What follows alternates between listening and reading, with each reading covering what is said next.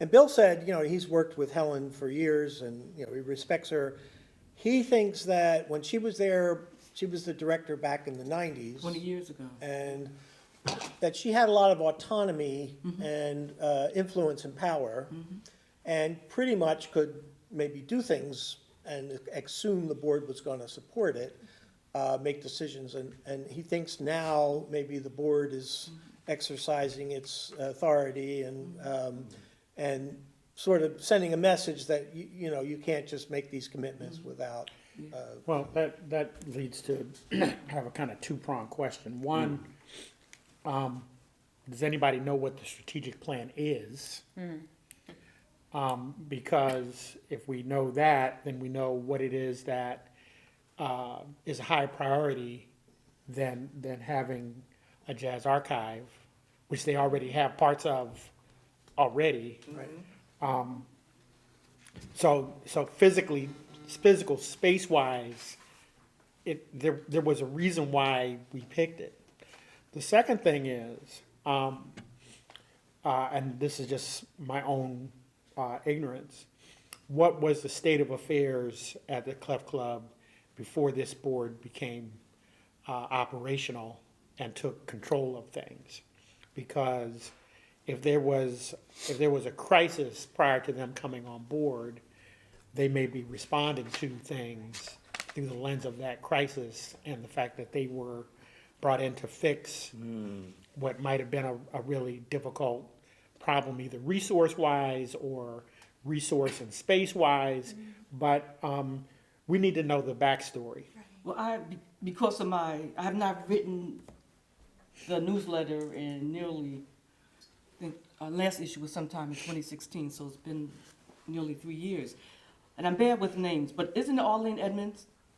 Arlene? She came to Ann. our. Ann. No, but Ann, okay, Ann is a consultant, so this Right, so Ann strategic is, let me plan- just fill you, Ann is Yeah. the one who contacted Suzanne and I and said, I want you to make a presentation, it's time to make a presentation to the board. And Suzanne actually was getting the Jazz Hero Award at that exact time, Oh. and she couldn't make it, so it was just me who made the presentation. But Ann is the strategic advisor Right. to the board, responsible for fundraising, strategic planning, that kind of stuff. And it seemed to be her as the interface. Right, And right. in her emails to Suzanne and I, she was saying, I feel very confident that this project is going to get funded. We think this is going to be a great thing, and I want you to now meet the board. So my sense was that she and Helen both thought that the board was just going to, So she was waylaid too. Yep. Sounds like it. Right. So the left hand clearly does not know what the right hand. Yeah, the board was not informed. We met on January 31st, this group. Yeah. And Right. everybody enthusiastically endorsed the idea.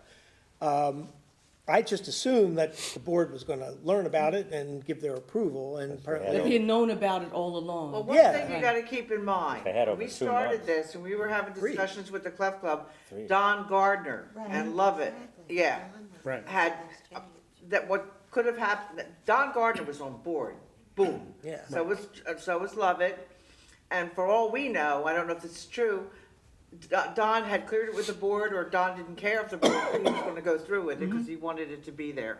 But in the meantime, Don died, and.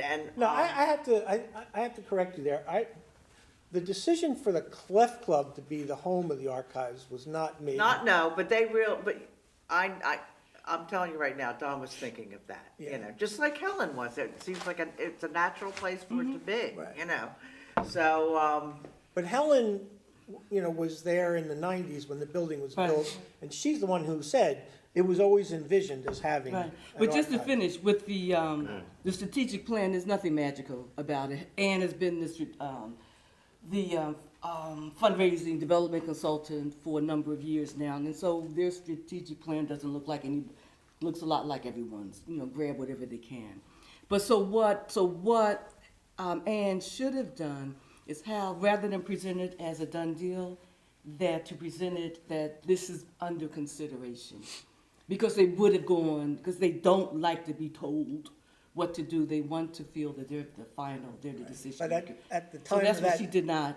Right, at the time coaching of that one. meeting, the letter of intent had already been Yeah. submitted. No, but it could have, if she Yeah. had done the coaching, knowing how sensitive Right. that board Yeah, we didn't know. is, We were it would have walking been a in blind. different, right, it would have been a different outcome. But the letter of intent had to be co-signed by somebody at the Clef It Club. was. Right, Who Helen, signed, Oh, oh, Lord. yeah. So she went ahead and signed it Yes. without, Well, you sign We it don't know. electronically. We I don't mean, know how much Helen told the board or didn't tell the board. That's up in there because we haven't seems heard like from nothing. Helen. And though between January 31 and mid-April, it's 2.5 months. It seems like she told them nothing. I don't know. Yeah. I find it hard to be, her, knowing Helen as I do, I find it hard to believe she didn't say anything Oh. to anybody on the board and just was gonna pop this. Yeah, Diane? My question is, like, given the situation, they didn't know, and then you didn't know that you would have as much difficulty with them. If you had known, would you have given a different presentation and made sure that both of you were there? yeah, I went in thinking I was going to explain a project that was already underway, and I didn't feel I was there to justify or, lobby for it. I thought that was already Yeah, but it decided. had already been done, So, yeah. and as the conversation unfolded, I was blindsided. I was like, oh my God, this is, So, yeah, I would have presented differently had I known differently. And earlier too. We wouldn't have waited till after the LOI. We were Yeah. under the assumption Right. that, Right.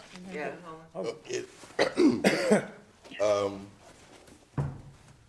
What I'm being hit with through my foggy brain is that we're talking about project.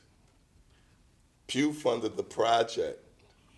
However, as we transition, what we're actually creating is an institution that will be in perpetuity. And I think to a certain extent, I don't think it's anybody's fault, but I think the funder has to understand the nature of institution building and help give us support and time. One, because we're the brokest artists in the whole city. Oh, yeah. So we don't have any infrastructure.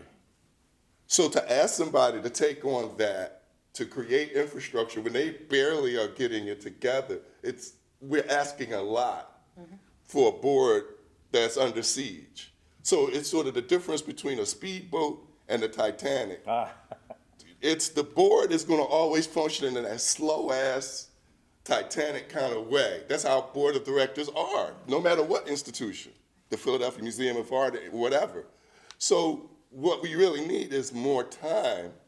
And then the last thing I would say is that this institution that's going to function in perpetuity, its relationship to other archives is that it will need an endowment, which is not a conversation we've had amongst ourselves or with the Clef Club. So I don't think it's a blame thing. Right. I think we just need to be able to go back to the table and bring some of these realities if everybody wants this best thing to happen. And I totally agree with you. Lovett, Don, I talked to Lovett on Sunday, and he just knew that was going to happen. Don was in. Yeah.